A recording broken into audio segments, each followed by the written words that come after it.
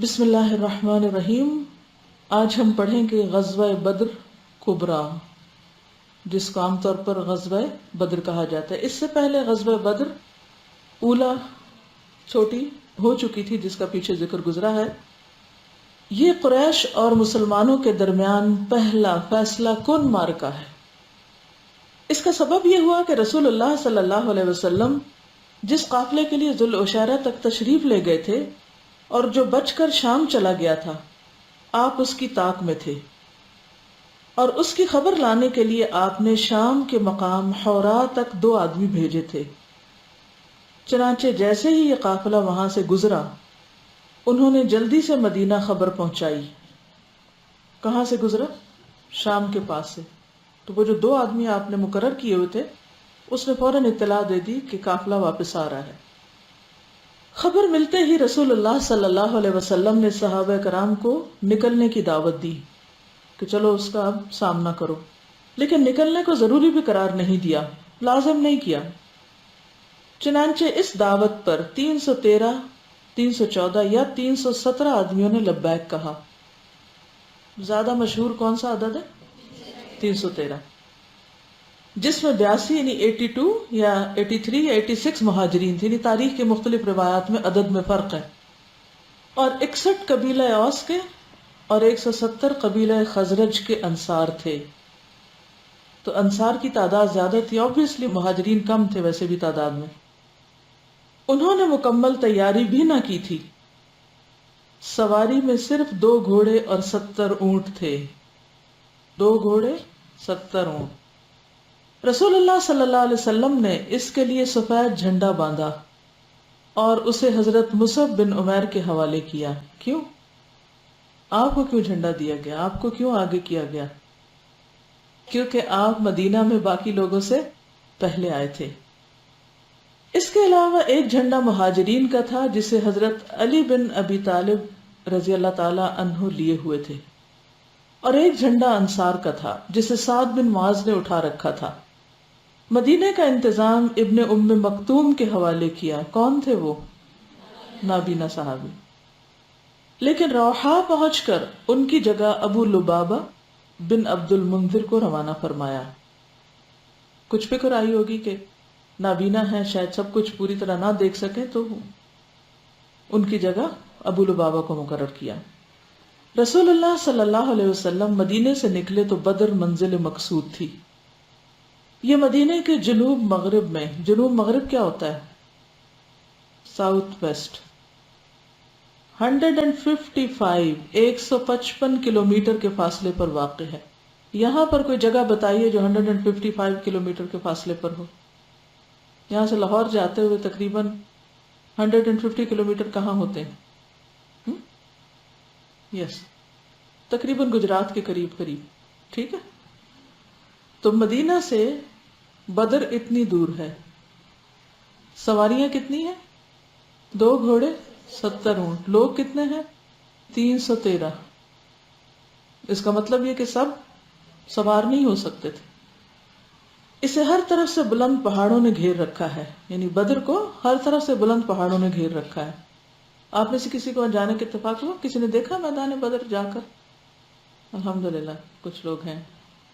تو بہرحال وہ دیکھ کر بالکل ایک فیلنگ کی بدل جاتی کہ اچھا یہ جگہ ہے۔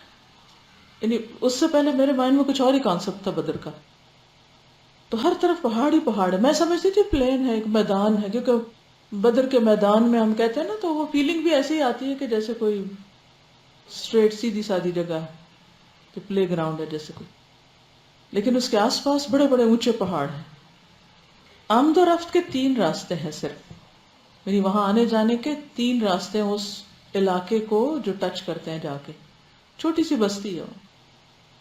ایک جنوب میں ہے جسے العدوۃ القصویٰ کہا جاتا ہے، دور کا ناکا، قصویٰ دور کو کہتے ہیں، مسجد اقصی دور کی مسجد۔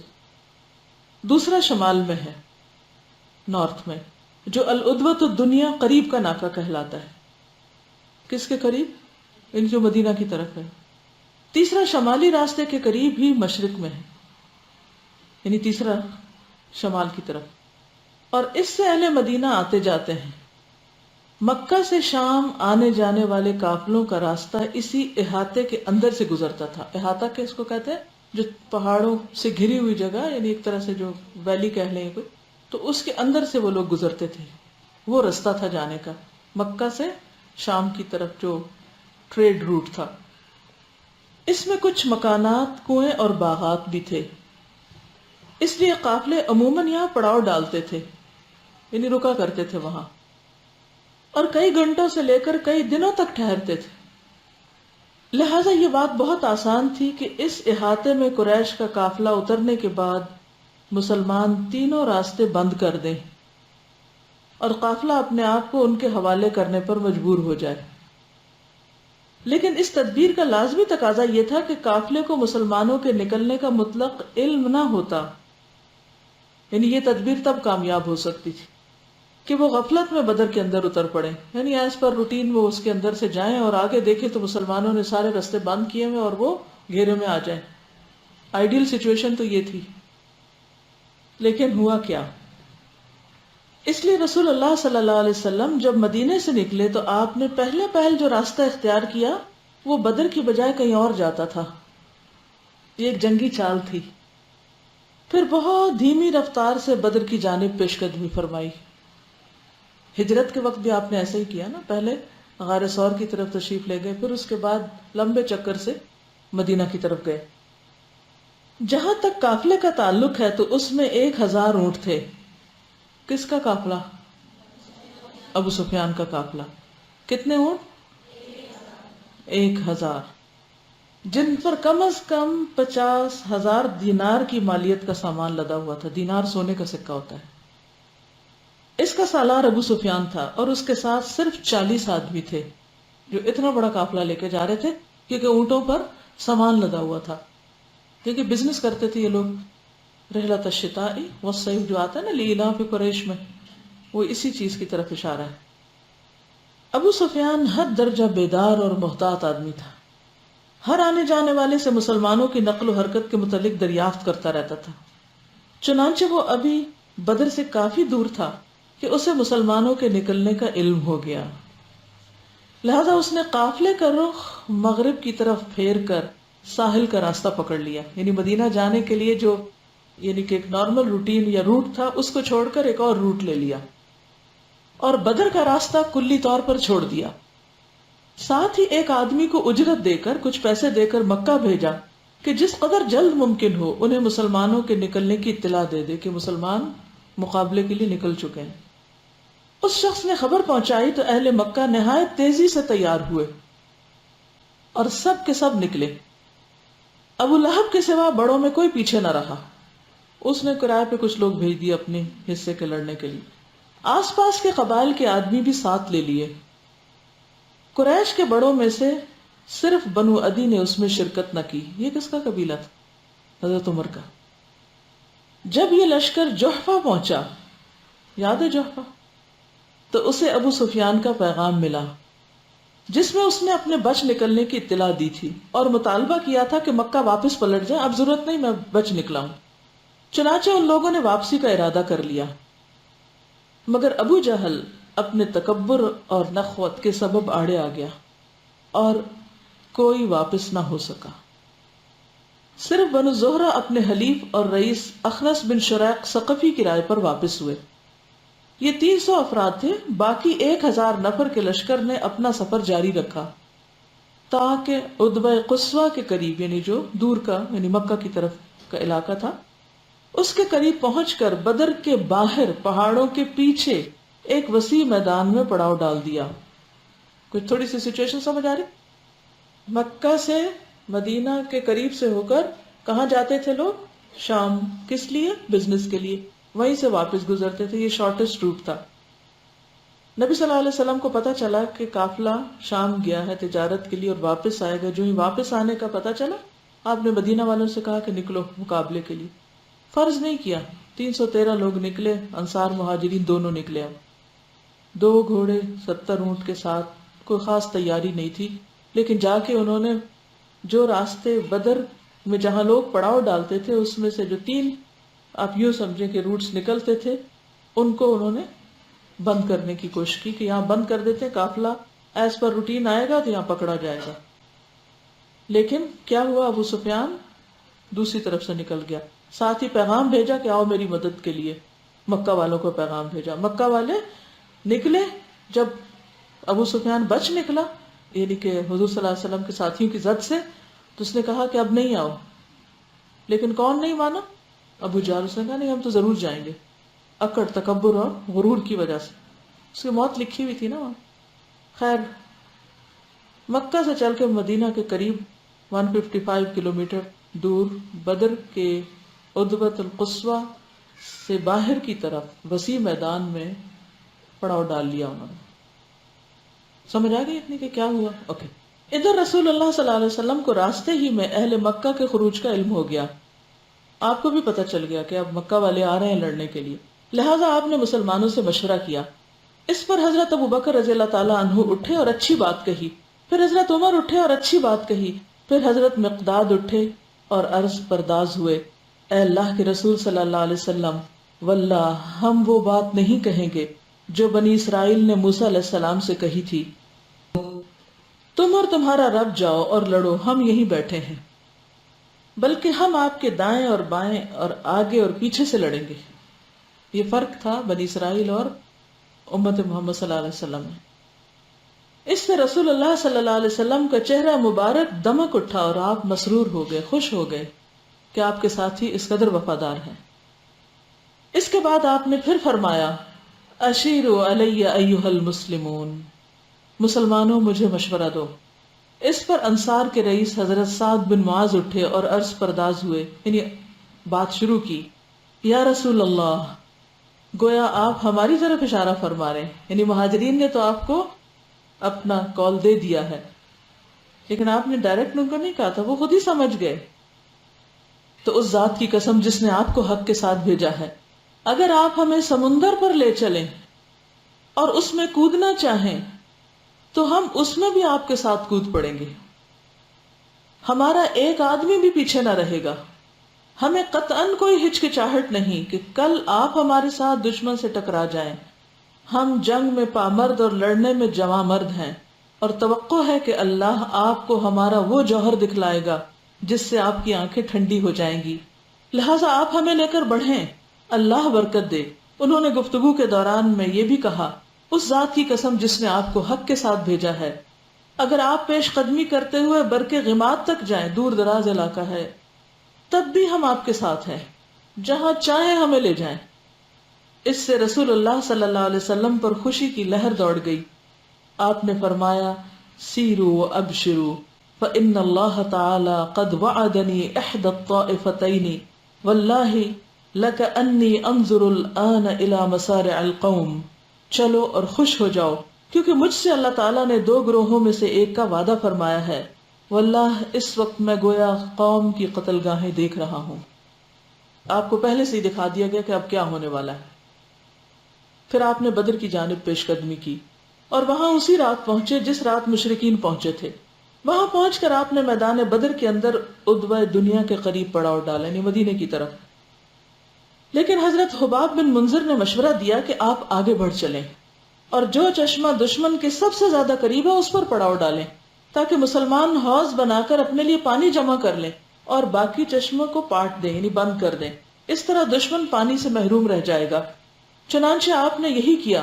پھر مسلمانوں نے ایک چھپر بنایا جو نبی صلی اللہ علیہ وسلم کی قیادت گاہ تھا، یعنی جہاں سے آپ سب کو لیڈ کر رہے تھے. اس پر حضرت سعد بن معاذ کی کمان میں انصاری جوانوں کی ایک جماعت پہرے اور حفاظت کے لیے مقرر کر دی. اس کے بعد رسول اللہ صلی اللہ علیہ وسلم نے لشکر کی ترتیب فرمائی اور میدان جنگ کا چکر لگایا. وہاں آپ نے ہاتھ کا اشارہ کر کے فرمایا، ھذا مصرع فلان وھذا مصرع فلان غدا انشاءاللہ. یہ فلاں کی قتل کی جگہ، فلاں کی قتل کی جگہ ہے، یعنی ان کے بڑے بڑے لیڈروں کے قتل ہونے کی جگہ بھی آپ نے پہلے سے بتا دی. اور یہ آپ کی نبوت کی ایک طرح سے تصدیق تھی، آپ کی پیشن گوئیاں تھی. پھر ایک درخت کی جڑ کے پاس نماز پڑھتے ہوئے رات گزاری. آپ کو پہلے سے پتا تھا کہ دشمن قتل ہونے والا ہے. لشکر بھی اچھا سا ترتیب دیا، مشورہ کیا، جہاں سب سے بہترین جگہ تھی وہاں جا کے پڑاؤ ڈالا، سب انتظامات کیے. لیکن رات کیسے گزاری؟ دعائیں کرتے ہوئے، نماز پڑھتے ہوئے مسلمانوں نے بھی بھرپور اعتماد کے ساتھ پرسکون رات گزاری. پرسکون رات. 3 گنا زیادہ دشمن سر پہ آیا بیٹھا ہے اور وہ پرسکون ہے. اور اللہ نے بارش نازل فرمائی جو اپنی طرف سے امن اور بے خوفی کے طور پر نیند طاری کر رہا تھا. یہ بھی تو اللہ کی مدد تھی نا، کہ اتنی ٹینشن کے وقت میں اللہ تعالیٰ کسی کو سکون سے سلا دے. اور تم پر آسمان سے پانی برسا رہا تھا، بارش ہو رہی تھی، موسم خوشگوار ہو گیا تاکہ تمہیں اس کے ذریعے سے پاک کر دے اور تم سے شیطان کی گندگی دور کر دے. اس نسخے کو آزمائیے گا کبھی، بارش میں نکل کے دیکھیے اس نیت کے ساتھ. بارش اللہ کی ایک ایسی رحمت ہے، ایسی چیز ہے کہ جس میں جب آپ باہر نکلتے ہیں اور بادلوں سے پانی اترتا اپنے جسم پہ پڑتا دیکھتے ہیں تو اللہ کی ذات پر ایک خاص قسم کا یقین آتا ہے. اللہ تعالیٰ کی ایک اور ہی طرح سے پہچان ہوتی ہے، ایک قدرت نظر آتی ہے نا. تو اس سے کیا ہوتا ہے کہ شیطان کے وسوسے اور نیگیٹو تھنکنگ اور منفی خیالات جو ہیں وہ دور ہوتے ہیں. یہ حکمت بتائی جا رہی یہاں پر بارش اترنے کی. ایک اور موقع پر نبی صلی اللہ علیہ وسلم نے جب بارش ہو رہی تھی تو اپنی چادر پھیلا دی، اس پہ بارش پڑی اور پھر آپ نے اس کو اپنے اوپر ڈالا اور فرمایا کہ یہ مبارک پانی ہے. پاک پانی بھی ہے، مبارک پانی بھی ہے اور اس کے بہت سارے فائدے ہیں. وحی الہی کو بھی بارش سے تشبیہ دی گئی ہے. فرمایا کہ اس کے ذریعے سے تمہیں پاک کر دے، تم سے شیطان کی گندگی دور کر دینی، ظاہری طہارت بھی اور دل کی طہارت بھی، اور تمہارے دل مضبوط کر دے اور تمہارے قدم جما دے. پاؤں کا جمانا بھی اور دل کا جمنا بھی، دورے دورے فائدے. اس سے کیا پتہ چلتا ہے؟ یعنی اس آیت میں دونوں چیزوں کا ذکر ہے، طہارت میں بھی اندر باہر اور جماؤ میں بھی دل اور قدم دونوں. قدم جمے ہوئے ہو لیکن انسان کا دل دھڑک دھڑک کے باہر آ رہا ہو تو وہ جماؤ نہیں ہوتا. باہر سے انسان صاف ستھرا ہو لیکن اندر اس کے منفی باتیں بھری ہوئی ہوں تو وہ پاک نہیں ہو سکتا. تو عام طور پر اس میں بہت وہ بحث مباحثے ہوتے رہتے ہیں نا، کہ کوئی کہتا پردہ نہیں کرنا چاہیے، دل کی پاکی کافی ہے. کوئی کہتا ہے کہ پردے کی پابندی کرو اور دل کی طرف تو ساتھ ساتھ چیزیں ٹھیک ہو جائیں گی. یہ دونوں چیزیں اندر باہر دونوں ہی ساتھ ساتھ چلنی چاہیے. تو دین کا یہ جو اعتدال ہے یہی اس کی خوبصورتی کہ دونوں طرف توجہ دیتا ہے. پھر صبح ہی یعنی جمعے کی صبح 17 رمضان سن 2 ہجری کو، کیا ہے 17 رمضان 2 ہجری، آپ کو معلوم ہے 2 ہجری میں روزے فرض ہوئے تھے اور ساتھ ہی جنگ شروع ہو گئی. دونوں فوجوں کا آمنا سامنا ہوا تو رسول اللہ صلی اللہ علیہ وسلم نے دعا فرمائی، اللہم هذه قریش قد اقبلت بخیلائها وفخرها تحادك وتكذب رسولك اللہم فنصرك الذي وعدتني اللہم اجنهم الغدات. اے اللہ یہ قریش ہیں جو اپنے غرور اور تکبر کے ساتھ تیری مخالفت کرتے ہوئے اور تیرے رسول کو جھٹلاتے ہوئے آئے ہیں. اے اللہ تیری مدد جس کا تو نے مجھ سے وعدہ کیا ہے، اے اللہ آج انہیں اینٹ کر رکھ دے، یعنی ان کو شکست دے. پھر آپ نے صفیں برابر کی اور فرمایا جب تک میرا حکم نہ آ جائے لڑائی شروع نہ کریں. نیز فرمایا اذا اکثبوکم فرموہم واستبقوا نبلکم ولا تسلوا السیوف حتی یغشوکم. اذا اکثبوکم فرموہم، جب وہ تمہارے قریب آ جائیں تو ان پر تیر چلانا اور اپنے تیروں کو بچائے رکھنے کی کوشش کرنا، اور جب تک وہ تم پر چھا نہ جائیں تلوار نہ کھینچنا. یعنی بلا وجہ انرجی ضائع نہیں کرنا، تیر ضائع نہیں کرنا، جلد بازی نہیں کرنا. اس کے بعد آپ چھپر میں واپس آ گئے. آپ کے ساتھ ابو بکر رضی اللہ عنہ بھی تھے. آپ نے اللہ عز و جل سے بڑے سوز کے ساتھ دعا کی، یہاں تک کہ فرمایا اللہم ان تہلک هذه العصابۃ اليوم لا تعبد ابدا اللہم ان شئت لم تعبد بعد اليوم ابدا. اے اللہ اگر آج یہ جماعت ہلاک ہو گئی تو کبھی تیری عبادت نہ کی جائے گی. اے اللہ اگر تو چاہے تو آج کے بعد کبھی تیری عبادت نہ کی جائے. ایک اور روایت میں آتا ہے آپ صلی اللہ علیہ وسلم یہ دعا کر رہے تھے، اللہم انجز لی ما وعدتنی اللہم آت ما وعدتنی اللہم ان تہلک ہذہ العصابۃ من اہل الاسلام لا تعبد فی الارض، اے اللہ میرے لیے اپنے کیے ہوئے وعدے کو پورا فرما، اے اللہ اپنے وعدے کے مطابق عطا فرما، اے اللہ اگر اہل اسلام کی یہ جماعت ہلاک ہو گئی تو زمین پر تیری عبادت نہ کی جائے گی۔ پکارنے کا انداز دیکھیں۔ ایک اور روایت میں آتا ہے کہ آپ نے فرمایا اللہم این ما وعدتنی، اللہم انجز ما وعدتنی، اللہم انک ان تہلک هذه العصابہ من اہل الاسلام فلا تعبد فی الارض ابدا۔ قال فما زال يستغيث ربه عز وجل ويدعوه حتى سقط رداؤه فأتاه أبو بكر رضي الله عنه فأخذ رداءه فرده ثم التزمه من ورائه ثم قال يا نبي الله كفاك مناشدتك ربك فإنه سينجز لك ما وعدك وأنزل الله عز وجل إذ تستغيثون ربكم فاستجاب لكم انی ممدکم بألف من الملائکۃ مردفین۔ نبی صلی اللہ علیہ وسلم نے قبلے کے رخ ہو کر دعا کے لیے اپنے ہاتھ پھیلا دیے۔ اس وقت آپ نے چادر اوڑھ رکھی تھی، یعنی چادر اوپر تھی اور ہاتھ اٹھائے ہوئے تھے۔ پھر فرمایا اے اللہ تیرا وعدہ کہاں گیا؟ تو نے کہا تھا کہ میں تمہاری مدد کروں گا، یا اللہ تیرا وعدہ کہاں ہے؟ اے اللہ اپنا وعدہ پورا فرما، اے اللہ اگر آج یہ مٹھی بھر مسلمان ختم ہو گئے تو زمین میں پھر کبھی بھی آپ کی عبادت نہیں کی جائے گی۔ یہ کس طرح واسطہ دے رہے ہیں، کس طرح ایک طرح سے رحمت کو پکار رہے ہیں۔ اس طرح آپ صلی اللہ علیہ وسلم مستقل اپنے رب سے فریاد کرتے رہے یہاں تک کہ آپ کی چادر گر گئی۔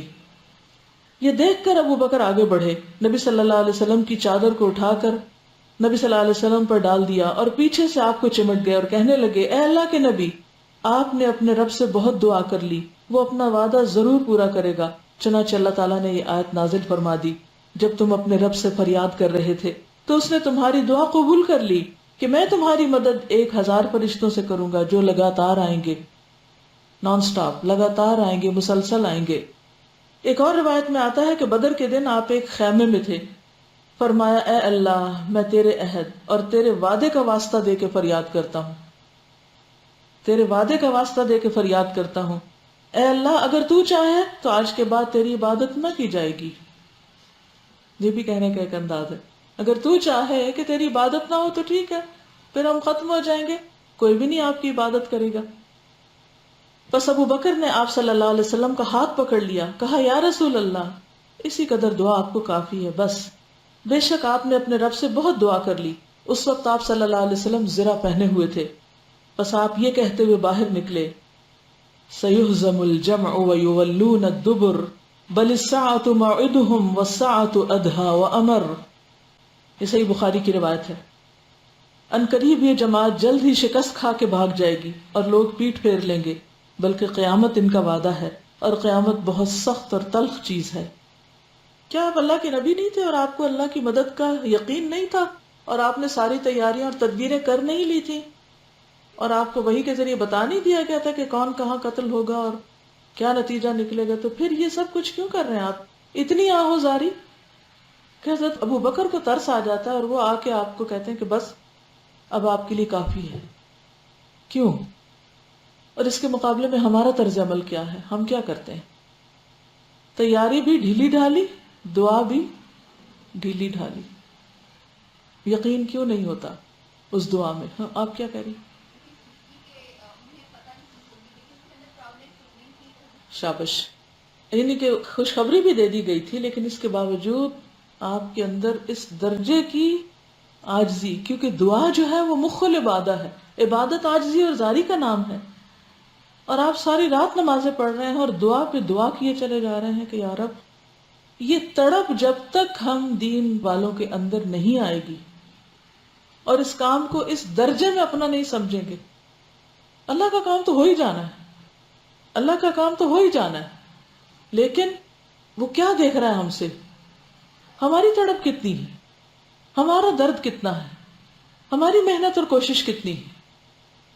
عام طور پر ہم تھوڑا سا بھی کام کر کے مطمئن ہو بیٹھتے ہیں کہ بس بہت ہو گئی، بہت کر لیا، اور تھوڑے سے بھی کوئی دنیا کے لیے کوئی کتنی بھی بڑی کوشش کرے تو سب اور انکریج کرتے ہیں کہ بہت اچھا کر رہے ہو۔ اور کرو، ابھی تو تمہیں وہاں تک پہنچنا ہے. لیکن جب دین کے معاملے میں کوئی تھوڑا سا بھی زیادہ کام کرنے لگے تو سب کہتے ہیں کہ اپنے آپ پہ رحم کرو، گھر والوں پہ رحم کرو، اور سب ہی اس کو احساس دلاتے ہیں کہ تم نے بہت کر لی، بڑا کارنامہ انجام دے لیا. تو تھوڑا کر کے سیٹسفائیڈ ہو جاتے ہیں. جب اللہ سے دعا کرتے تو شک ہوتا ہے کہ پتہ نہیں مدد آئے گی یا نہیں آئے گی. لہٰذا کاموں کے اندر کوئی کوالٹی بھی نہیں ہوتی، نتیجہ پھر وہی ہوتا ہے جو ہم دیکھ رہے ہیں.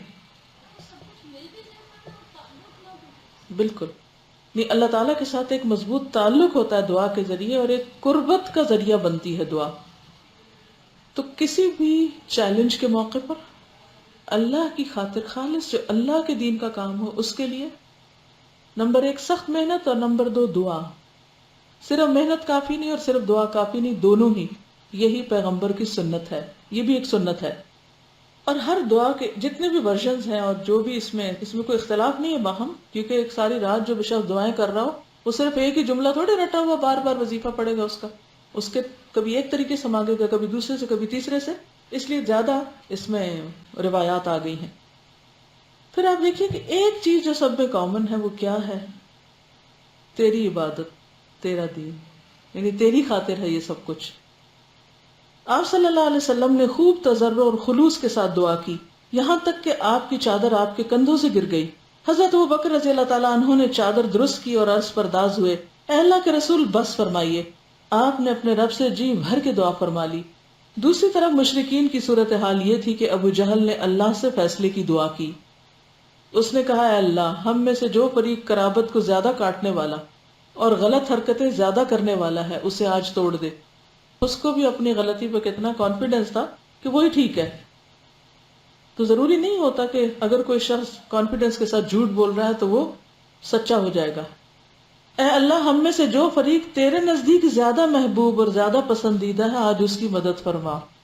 کیونکہ وہ سمجھتے تھے کہ ہم صلہ رحمی زیادہ کرتے ہیں اور اللہ کے گھر کا خیال رکھتے ہیں اور ایسے ایسے نیکی کے کام کرتے ہیں، اس لیے ہم اللہ کے زیادہ قریب ہیں. اور انہوں نے تو نئی باتیں ایجاد کر کے لوگوں میں پھوٹ ڈال دی. مبارزت اور قتال. اس کے بعد قریش کے 3 بہترین سوار عتبہ، شیبہ، فرزندان ربیعہ اور ولید بن عتبہ آگے بڑھے. تو سٹیپ بائی سٹیپ آگے اب جنگ ہوگی. سب سے پہلے کیا ہوا؟ 3 بہترین سوار، کیا نام تھے؟ عتبہ، شیبہ اور ولید بن عتبہ، اور مسلمانوں کو دعوت مبارزت دی. جواب میں انصار کے 3 جوان نکلے. مشرکین نے کہا، ہم اپنے چچیرے بھائیوں کو چاہتے ہیں، اپنے کزنز کو چاہتے ہیں، یعنی انصار سے نہیں لڑنا، ہم کو مہاجرین سے لڑنا ہے، اپنے رشتہ داروں سے لڑنا ہے ہم کو. یہ صلہ رحمی ہو رہی. چنانچہ اب حضرت عبیدہ بن حارث، حمزہ اور علی رضی اللہ تعالیٰ عنہ آگے بڑھے.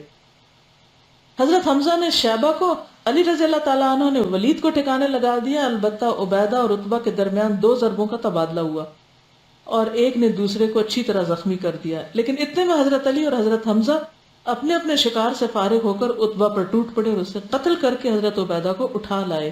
ان کا پاؤں کٹ گیا تھا. اس وجہ سے 4 یا 5 دن بعد مدینہ واپسی کے دوران صفرا میں ان کا انتقال ہو گیا. مبارزت کا نتیجہ، مبارزت ہوتا ہے آمنے سامنے آ کے جنگ کرنا. برزوا للہ الواحد القہار قرآن میں آتا ہے نا. مبارزت کا نتیجہ مشرکین کے لیے برا ثابت ہوا. وہ تو بڑے اکڑ کے آئے تھے کہ ہم مقابلے میں جیت جائیں گے. چنانچہ وہ غصے سے بے قابو ہو کر مسلمانوں کی صفوں پر نہایت تندی کے ساتھ ٹوٹ پڑے، پاگلوں کی طرح، اور مرد واحد کی طرح یک بارگی حملہ کر دیا. اچانک ٹوٹ پڑے. لیکن مسلمان اپنی جگہ جمے رہے. وہ اپنا دفاع کر رہے تھے اور احد احد کہہ رہے تھے، توحید ہی کا علم بلند کر رہے تھے. ادھر رسول اللہ صلی اللہ علیہ وسلم کو ایک جھپکی آئی، یعنی ایسے اونگ سی آئی.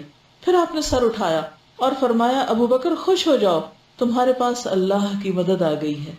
یہ جبریل ہیں، اپنے گھوڑے کی لگام تھامے آگے آگے چل رہے ہیں. ان کے جوڑوں پر گرد و غبار ہے، یعنی لٹرلی وہ بھی جنگ میں شریک ہیں، جبریل. اس دن اللہ نے 1000 فرشتوں کے ذریعے سے مسلمانوں کی مدد کی تھی. پھر رسول اللہ صلی اللہ علیہ وسلم زرہ پوش سپاہیانہ شان سے آگے بڑھے.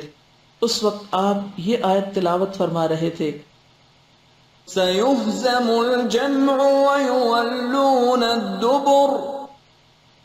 ان قریب یہ جتھا شکست کھا جائے گا اور پیٹ پھیر کر بھاگے گا. پھر آپ صلی اللہ علیہ وسلم نے ایک مٹھی کنکریلی مٹی لی، اور شاہت الوجوہ، چہرے بگڑ جائیں، کہتے ہوئے مشرکین کے چہروں پر دے ماری. یہ ایک سمبل تھا، یعنی ان کو ایک طرح سے بددعا بھی دی اور مقابلے کے لیے ایک طریقہ اختیار کیا. اللہ کی قدرت، کوئی مشرک نہ بچا کہ جس کی دونوں آنکھوں اور نتھنے میں ایک مٹھی مٹی میں سے کچھ نہ گیا ہو، ہر ایک کے آنکھ میں پڑی. اسی کے متعلق اللہ تعالیٰ فرماتا ہے وما رمى جب آپ نے پھینکا تو در حقیقت آپ نے نہیں پھینکا بلکہ اللہ نے پھینکا. کہتے ہیں نا کہ بندہ مومن کا ہاتھ ہوتا ہے لیکن پیچھے تائید اللہ کی ہوتی. وما توفیقی الا باللہ. لیکن اگر آپ مٹھی پھینکے نا تو مدد کہاں سے آئے گی؟ وہ ریت تو پھینکنی پڑے گی نا، وہ تو آپ ہی کی مٹھی ہوگی، کام تو کرنا پڑے گا. ہم چاہتے صرف دعاؤں پر اکتفا کریں. پھر رسول اللہ صلی اللہ علیہ وسلم نے مسلمانوں کو مشرکین پر حملے کا حکم اور جنگ کی ترغیب دیتے ہوئے فرمایا شدو، چڑھ دوڑو. چنانچہ مسلمان جن کا جوش جہاد ابھی شباب پر تھا چڑھ دوڑے، اور ان کے جوش و خروش میں یہ دیکھ کر مزید تیزی آ گئی کہ رسول اللہ صلی اللہ علیہ وسلم بنفس نفیس ان کے درمیان موجود ہیں، اور زیادہ موٹیویشن ملی اور سب سے آگے بڑھ کر لڑ رہے ہیں. چنانچہ وہ صفوں کی صفیں درہم برہم کرنے اور گردنیں کاٹنے لگے. فرشتوں نے بھی ان کی مدد کی، وہ بھی مشرکین کی گردنیں مارتے اور جوڑوں پر ضرب لگاتے تھے. چنانچہ آدمی کا سر کٹ کر گرتا اور پتہ نہ چلتا کہ کس نے مارا ہے، اور آدمی کا ہاتھ کٹ کر گرتا اور پتہ نہ چلتا کہ کس نے کاٹا ہے. یعنی یہاں سے اگر کوئی بلب نیچے گرے اور کوئی نظر نہ آئے کہ یہ کیسے گرا، کس نے گرایا، تو یہی ہو رہا تھا. یعنی سر کٹ کے گر رہا تھا، کاٹنے والا نظر نہیں آ رہا تھا. ہاتھ کٹ رہا تھا، کاٹنے والا نظر نہیں آ رہا تھا. کون تھا؟ فرشتے. یوں مشرکین پر شکست نازل ہو گئی اور انہوں نے راہ فرار اختیار کی اور مسلمانوں نے ان کو کھدیڑ دیا. کسی کو قتل کیا تو کسی کو قید کیا. ادھر مشرکین کی تائید میں اور مسلمانوں کے خلاف ان کو بھڑکانے کے لیے ابلیس بھی سراقہ بن مالک بن جعشم کی شکل میں حاضر تھا. ادھر جبریل تھے، ادھر ابلیس. جب اس نے فرشتے اور ان کی کاروائیاں دیکھی تو الٹے پاؤں پلٹ کر بھاگا اور اپنے آپ کو بحر احمر میں جا کر ڈال دیا، اور اپنے آپ کو جا کر ریڈ سی میں پھینک دیا. خشکی پہ بھی نہیں ٹکا، وہاں چلا گیا. پھر ابو جہل کا قتل. ابو جہل ایک ایسے گروہ میں تھا جنہوں نے اس کے گرد اپنی تلواروں اور نیزوں کی باڑ قائم کر رکھی تھی. لیڈر تھا نا اس جنگ میں ان کا. ابو سفیان تو مکہ پہنچ چکا تھا، لہٰذا اس گروہ کو ابو جہل لیڈ کر رہا تھا. تو اس لیڈر کے گرد چاروں طرف سیکیورٹی تھی. ادھر مسلمانوں کی صف میں حضرت عبد الرحمن بن عوف کے ارد گرد 2 انصاری جوان تھے جن کی موجودگی سے وہ مطمئن نہ تھے کہ اتنے میں ایک نے اپنے ساتھی سے چھپا کر ان سے کہا چچا جان مجھے ابو جہل دکھلا دیجئے. انہوں نے کہا اسے کیا کرو گے؟ اس نے کہا مجھے بتایا گیا کہ وہ رسول اللہ صلی اللہ علیہ وسلم کو گالی دیتا ہے. اس ذات کی قسم جس کے ہاتھ میں میری جان ہے، اگر میں نے اس کو دیکھ لیا تو میرا وجود اس کے وجود سے جدا نہ ہوگا، یہاں تک کہ ہم میں سے جس کی موت پہلے ہو وہ مر جائے. اتنے میں دوسرے نے بھی یہی بات کہی. اس کے بعد جب صفیں پھٹ گئیں تو عبد الرحمن بن عوف نے دیکھا ابو جہل چکر کاٹ رہا. انہوں نے دونوں کو اسے دکھلا دیا. وہ دونوں ابو جہل پر جھپٹ پڑے اور تلوار مار کر اسے قتل کر دیا. ایک نے پنڈلی پر ضرب لگائی، اس کا پاؤں یوں اڑ گیا جیسے موصل کی مار پڑنے پر گٹلی اڑ جاتی. یعنی اگر آپ ڈنڈے سے کبھی بادام توڑے تو پھسل کے دور چلا جاتا. اور دوسرے نے بری طرح زخمی کر دیا اور اس حال میں چھوڑا کہ صرف سانس آ جا رہی تھی. اس کے بعد دونوں رسول اللہ صلی اللہ علیہ وسلم کے پاس آئے. دونوں کا دعویٰ تھا کہ میں نے قتل کیا. آپ نے تلواریں دیکھی اور فرمایا کلاکما قتلہ، تم دونوں نے قتل کیا ہے. یہ دونوں جوان افراح کے صاحبزادے معاذ اور معوذ تھے. معوذ تو اسی غزوہ میں شہید ہو گئے، البتہ معاذ حضرت عثمان کے دور خلافت تک زندہ رہے. رسول اللہ صلی اللہ علیہ وسلم نے انہی کو ابو جہل کا سامان دیا. مار کا ختم ہو گیا تو لوگ ابو جہل کی تلاش میں نکلے. حضرت عبداللہ بن مسعود نے اسے پا لیا. ابھی اس کی سانس آ جا رہی تھی. انہوں نے اس کی گردن پہ پاؤں رکھا اور سر کاٹنے کے لیے داڑھی پکڑی اور فرمایا او اللہ کے دشمن، آخر اللہ نے تجھے رسوا کیا نا. اس نے کہا مجھے کاہے کو رسوا کیا؟ کیا جس شخص کو تم لوگوں نے قتل کیا ہے اس سے اوپر بھی کوئی آدمی ہے؟ ابھی بھی تکبر. پھر بولا کاش مجھے کسانوں کی بجائے کسی اور نے قتل کیا ہوتا. کسان کون؟ انصار. اس کے بعد کہنے لگا مجھے بتاؤ آج فتح کس کی ہوئی؟ حضرت عبداللہ بن مسعود نے کہا اللہ اور اس کے رسول کی. ابو جہل نے کہا او بکریوں کے چرواہے تو بڑی مشکل جگہ پر چڑھ گیا ہے۔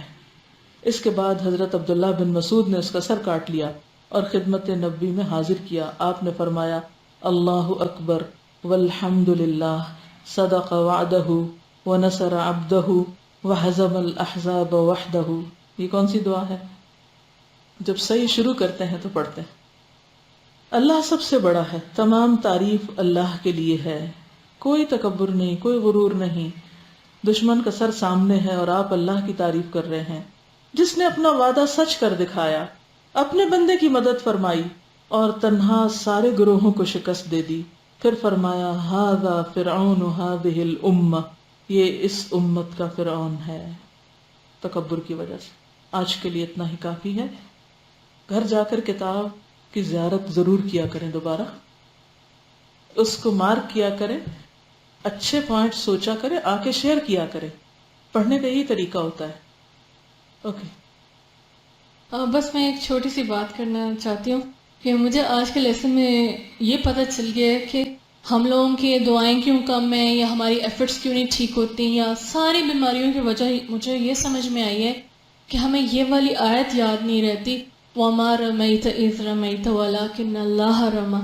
اگر اللہ تعالیٰ اپنے نبی کو یہ بتا رہے ہیں کہ جب تم نے پھینکا تھا تو تم نے نہیں پھینکا تھا بلکہ اللہ نے پھینکا تھا، یا تو ہم سب کو بھی یہ ریمائنڈر ہر وقت اپنے آپ کو دینا چاہیے کہ اگر ہم نے کوئی کام اللہ کی خاطر کیا ہے یا کر رہے ہیں یا whatever we do in our lives, تو وہ ہم نہیں کر رہے ہوتے بلکہ وہ اللہ تعالیٰ کر رہے ہوتے ہیں۔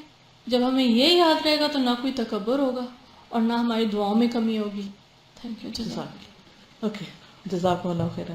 سبحانک اللہم وبحمدک نشہد ان لا الہ الا انت نستغفرک ونتوب الیک۔ السلام علیکم ورحمۃ اللہ وبرکاتہ۔